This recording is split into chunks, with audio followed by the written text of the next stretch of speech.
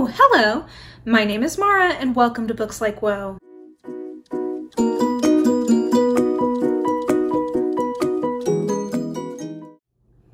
So we are well into my best and worst of genre list now. At this point, I think when you're seeing this, I think that today's video should be my Christmas Eve video, so happy Christmas Eve to those of you who celebrate it. In general, hope everyone's having a good holiday season. When I was looking at this particular list, so today is the best and worst of mystery for me for 2018, I was trying to pick what I wanted to put on here and was like, I felt like I read a lot more mystery than this year, or I read a lot more good mysteries than this year. What I realized though is that I had a significant reread project going with Project Poirot, so that meant that I was reading a lot of mystery, especially in the first 2/3 of the year, but a lot of it was a reread, and I'm not really including rereads in these lists. There's going to be one on this that I'm going to mention just because it was notable. But anyway, so this was a big mystery year for me, but in terms of new mysteries, it was a little harder for me to call out what I wanted to talk about. So I say that this is my best and worst of mystery, but just know I'm also including thriller, suspense, mystery, horror, that whole kind of area of genre literature. All of those will make it into this list. We'll start with the best, and then we'll do the worst, and then we'll be done. And just as a reminder, I'm calling these best and worst, but what this really comes down to is sort of favorites, favorite of the year and disappointments of the year. So just keep that in mind. I'm sure I've said that in all my videos on this, but just FYI. Number 10 on my favorite mysteries of the year is Mr. Perfect by Linda Howard, which I gave a 4-star. This is a suspense book that's sort of a classic in that subgenre, and it is basically about a serial killer who is stalking this kind of group of friends and them trying to get away or thwart those efforts and figure out who's doing it.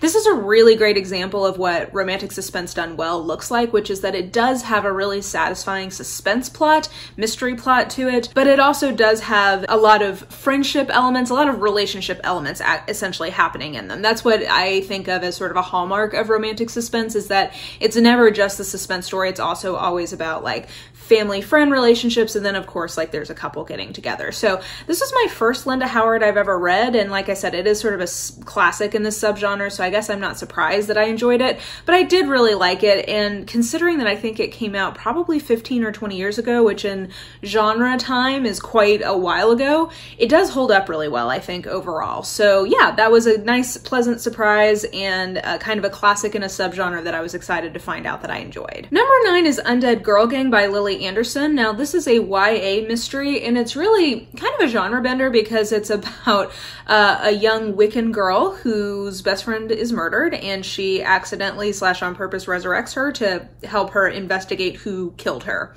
So it's a mystery plot, which is why I ended up including it here, but it's a mystery plot that I think that's really augmented and supported by the supernatural and sort of paranormal elements, which makes it really fun. And then also I think that the friendship dynamics, I mean, to me, that's a huge part of what YA does well, is it gets into friendships and first relationships and things like that. And I think that this is it is called Undead Girl Gang. There is a girl gang in this, and I really enjoyed all the friendships that were going on. I kind of wrestled, this one and Sadie were sort of duking it out for the last slot in these top 10, and I ended up going with this one just because it felt like something that I could more easily recommend to someone, just because Sadie is so dark and because it sells itself as a YA, but it really, I don't think is. So that's why I left Sadie off and went with this one. But I really like the positivity of this in terms of the relationships. Kind of funny to say when there's a murder plot happening, but I really liked the friendships in this book, and I liked also that we had some sort of representation of a different religious context for a teen, and that religion is actually significant to her, or important in her life. I don't think we see as much of in YA as maybe we should. So yeah, anyway, all those reasons are why I decided to go ahead and put this one on my mystery list instead of Sadie, but it really is just a fun, light mystery, and as you guys know if you watch this channel, I do really like the lighter end of mystery. Number 8 is The Witch of Willow Hall by Hester Fox. I always want to say Windhall for some reason. I don't know why, but anyway, I really enjoyed this book. This is what I've been describing as spooky light, because it's a Gothic historical mystery. It's probably my favorite historical mystery I read this year, which is why I put it on here. And I just think that it captures the kind of spookiness of a creepy old like haunted house kind of thing, but it never gets super dark. And so I think that this is a nice recommendation for people who are maybe a little bit of a scaredy cat, but are kind of wanting a sort of spooky atmospheric read. Like I said, it is Gothic, so it has that element going. But again, you'll hear this over and over again, and this is part of why I like the lighter end of mystery, because this is something I enjoy in books, but I really like the family dynamics in this one. I liked the kind of petty jealousies and rivalries between sisters that this book explores. I like kind of the themes about family secrets and what you do and don't talk about in a family. And there is a romance that's happening. I enjoyed that part as well. But in general, I just liked, I liked this woman kind of coming into her sense of who she is in the history of her family and kind of how to make her family whole again. I just thought those were really interesting thematic elements on top of a satisfying horror plot, basically. Number 7 is Truly Devious by Maureen Johnson. Now, I do have some problems with this book in terms of it is the first in a trilogy, and I think that this book is far too long, and ultimately I think I probably will have wanted this trilogy to have been a duology because there's a lot of setup in this. That said, the setup is so fucking interesting. Like, I really enjoyed the world that she's painting. This is basically about, this is YA mystery, by the way. It's about a boarding school for unusually gifted children or children who have like very specific interests. So our protagonist wants to be like a master detective, basically. So like that's what she's going to school at this boarding school for. And her kind of project she wants to work on while she's there is solving the mystery of a woman and her child who were kidnapped and are presumed murdered from the 1920s. She was the wife of the owner of the school, the founder of the school. So it's got like the cool like boarding school and like old creepy house elements in the terms of the setting, which I really enjoyed. And then it also has a dual timeline back in the 20s versus in the present time. So I thought, I don't usually love that, but I think that this book actually handled it pretty well. And then I think it has a really fun being relative, but like a really interesting cliffhanger that was executed really well. So I kind of wanted to put it a little higher than maybe I should, just because I think this is a great example of how to do a cliffhanger in a way that doesn't feel cheap and entices you to keep reading without it. Like, it didn't feel like this was a cliffhanger that literally just cut off mid-scene. It felt like the book was building to it, and I appreciated that. Number 6 is The Cheerleaders. Now, when I first read this, I gave this a 4.5, and as it sat with me over time, I decided to go back and bump it down to a 4, just because I don't think it was as good as I thought at the time, or like it just hasn't stuck with me as much as I thought it might.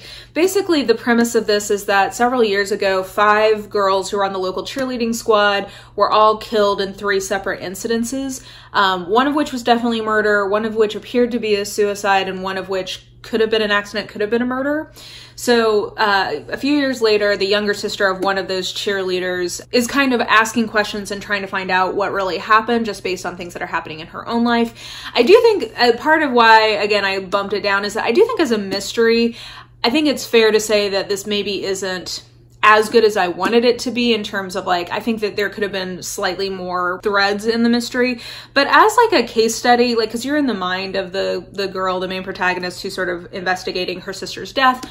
I think that this is a actually beautifully rendered portrait of what somebody with depression and grief looks like in their head. Like, I thought that she captured that really well, especially for a YA audience. So I just thought that this was really well done. Like, it was a very technically proficient book, and I thought that the character elements of this were really strong, which again is a huge part of what I look for in a mystery. I think that's why at the time I gave it a little bit of a pass on some of its kind of deficiencies in terms of the actual mystery that's happening. But all that being said, this is still my favorite YA mystery I read this year. Like, this is the highest one up on the list, and I was reading a lot of those this year because I was trying to like get a video together about that. So this was my favorite one, I think, that I read this year, and I really like it and would still recommend it. I just would say that the mystery wasn't as good as I thought it was at the time. But yeah, I really like this as sort of a potential serial killer kind of book, and, you know, digging into the past to see what really happened kind of mystery. So I thought it was really, really well executed and something that I personally really enjoyed. Number 5 is The 7.5 Deaths of Evelyn Hardcastle by Stuart Turton, which is a name that I always struggle to say. This was a really enjoyable mystery of its kind, which is essentially a country house not quite locked room, but like everybody's in this one place together and you're trying to figure out who did it kind of mystery. It's set ostensibly probably sort of like in the golden age of detection fiction era, so maybe like the 20s or the 30s.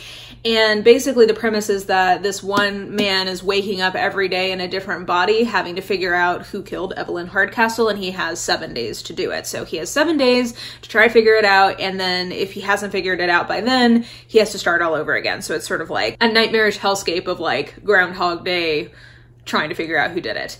So this is actually like a really good book. It's a first novel, so the reason why this is a 4-star for me and not higher is essentially because I do think that it has like some pacing issues in terms of it being a first novel, and I do think the author is not always as in control of his narrative voice as I would want him to be. But that being said, I think that this, if you like kind of a isolated house mystery, which is like my #1 trope, you're gonna enjoy this. Like, it's very atmospheric. You get a lot of the like thrills of kind of like the old-timey setting. This is also a genre bender, and I don't want to give away what that bending is because I think that that would ruin some of the enjoyment of this book. Let's just say that I decided ultimately to put this on the mystery list because the main plot trope is definitely a mystery plot, but there's definitely more happening in this than just the mystery. That's all I'll say about it, but this is really good. I don't think that this is as good as it was hyped up to me to be, but I do definitely think it was, I mean, I put it at what, #5, I think? Yeah, like it's one of my favorites of the year. It's still a really good book and would definitely recommend. #4 is my favorite new Agatha Christie that I read this year because I did read, what, probably like 40 Agatha Christie books this year, and most of those were rereads, but my favorite new one was Curtain by Agatha Christie, which is the last in the Poirot series. So as I mentioned earlier, I did do Project Poirot this year most of Project Poirot was in 2018, not 2017, and I reread all of the Poirot books in chronological order, which included, I think, about 4 books that I hadn't read previously, and this was one of them. This is the final book. And I know that some people don't really like this book that much, and I can see why. For me, it really connected. I just thought it was a really appropriate ending to the Poirot series because it goes back to the same house that the very first Poirot book was in.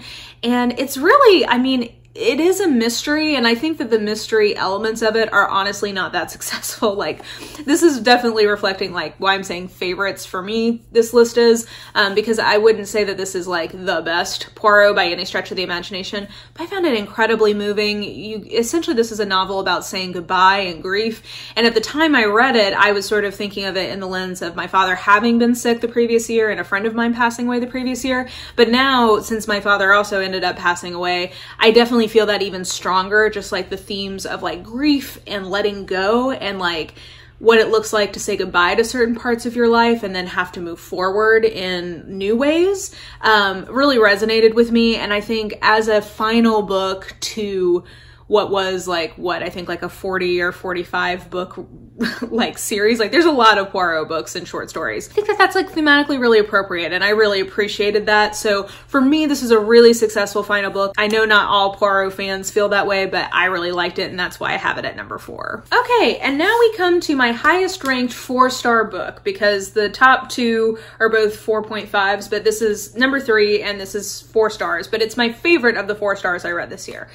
So An Unwanted Guest by Shari Lapena, I think, is a really great example of like a mystery genre trope done well, executed at a high order. Like, this is high order commercial fiction, basically. It's not, I wouldn't say it's literary fiction or anything, but like, it's really well executed. The writing is nice. It is in present tense, which is the biggest, I mean, honestly, I think if this hadn't been in present tense, I probably would have given this a 4.5. That's the least successful bit to me. I don't really like that. But this is the trope of like a bunch of strangers snowed in together and then people start dying and they have to figure out who did it. I like that it's not super long. There's not like a lot of fluff in here. This is not what I would consider to be a character-driven mystery, which is a little unusual, as you've seen and as I've been realizing in this list, that consistently what I tend to like in mysteries are some level of a character-driven one. But this just executes a trope that I adore super well. I think it handles the isolated house or inn trope better than the 7.5 Deaths of Evelyn Hardcastle, in my opinion. I like this one better. I like the snowy bit, so now that we're in winter/Christmas, this I think would be a great Christmas or like winter break kind of read because it's definitely like nice and chilly, whatever. Like I just think that this is a really great example of excellent mystery fiction. This was definitely my favorite like non-literary, non-serialized mystery that I read this year. So that's why it's at number 3. I really enjoy this and would definitely recommend this to anybody. I mean, it's not that long. I think if you're looking for just a pleasant way to pass the afternoon, this is a great book. Okay, the next 2 are my 4.5 picks because I lied. I forgot that my number 1 does have a 5-star. So number 2 are actually 2 books in the In Death series by J.D. Robb. They're the 2 that I gave 4.5 stars to this year, one being Reunion in Death and one being Imitation in Death. The way that I was saying An Unwanted Guest is just an excellent example of high order commercial mystery that's not serialized. These are 2 great examples of high order commercial fiction that are serialized. These are books like, they're in the teens, so like well into this series, which I think has coming up on 50 books in it now. I'm only in the 20s right now. It's just really good. Again, the theme that I have discerned in talking about these books, very character-driven series. I really love seeing how the different relationships have evolved over time. I'm more than 20 books in and I'm still invested in these relationships and how they're changing and growing.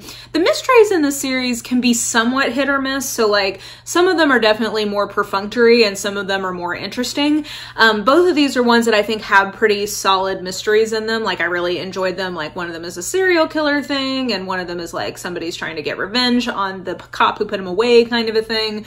So I think that in terms of the actual plotting pieces of it, it's really interesting, but mostly I just like literally cried, I think, in both of these books because I just really enjoyed the character development. Definitely really highly recommend the In Death series. It does take, I think, a couple of books to really get into the meat of things because I think initially it was planned as sort of like a romantic suspense 3-book series, but then it was just so good that it kept going. So yeah, if you're looking for a great commercial series, if you're looking for something that's like near future, like kind of light sci-fi with police procedural element, that's what these are. So like, have at it. These are just really good commercial fiction, and I gave both of them 4.5 stars because I think they're excellent examples of what they are. So before we get to number 1, let's also go through my biggest disappointments. I have 10 listed here because I did read a lot of mysteries this year.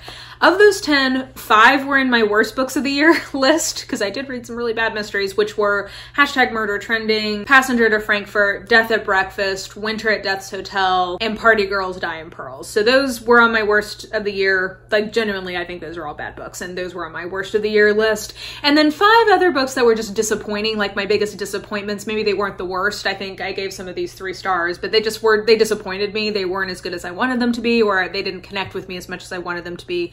One was Pieces of Her by Karen Slaughter. I think just pacing wise, this book was off for me. And I just think that some of the kind of underlying thematic content in terms of essentially boomers having contempt for millennials bothered me. So that book didn't fully connect. I'm going to try something else from her and see if I can like her better. Angels Fall by Nora Roberts. This is a standalone thriller that she does. Like she does a lot of these kinds of books. She does one a year. This was just one I didn't particularly like. I gave it, I think, 2 stars. Didn't think it was a very good one from her. One of Us is Lying by Karen McManus is a very hyped YA mystery that I think does not deserve the hype. The premise is super cool, but I just think it was not executed particularly well. 2 stars. Maybe if you're new to the genre, it would be more interesting. Another mystery one was The Con Artist by Fred Van Lint, and this was essentially, I think part of this was just like a genre mismatch because I didn't realize it was like a noir mystery going into it. It's set at Comic-Con. I just didn't think that it was executed particularly well. It's not tropes that I normally like. I don't tend to really like noir type mysteries. So yeah, I gave it 2 stars. I didn't really particularly think it was that great. And then finally, another disappointing Agatha Christie was Elephants Can Remember. It was the last one she wrote in the Poirot series in terms of like chronologically, because she wrote Curtain in the 40s and this was written in the 70s. And while it wasn't the bottom of my Project Poirot reading list, it was the lowest ranked new one that I read from her. The Clocks, I think I ended up saying was the worst, but I'd read that before. I hadn't read Elephants Can Remember before, and the character stuff in it is actually pretty solid, but like just as a mystery to me, like, and the premise of the mystery is cool, but the mechanics of it really let her down. And she's like, part of a hallmark of Christie is like kind of ingenious mechanics, and like I think she honestly just like was in her 80s and just couldn't kind of execute on that anymore. So that's why it was a disappointment. So those are 5 disappointments and 5 worst mysteries that I thought I would throw in here as part of my wrap up for this genre for the year. And then for my number 1 favorite of the mystery genre of 2018, is my only 5-star mystery, and that is The Broken Girls by Simone St. James.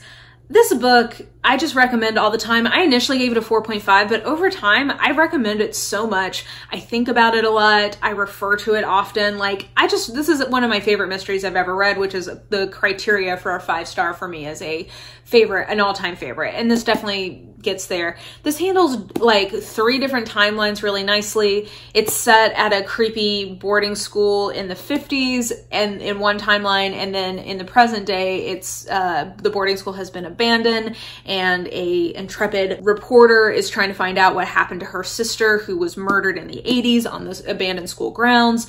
And there's like ghost elements in here, like that you're never, like it takes a long time to figure out like what's happening with that. Like, is it real? Is it not? That's handled really well. It's called The Broken Girls because it's a boarding school where girls who are not wanted basically are sent.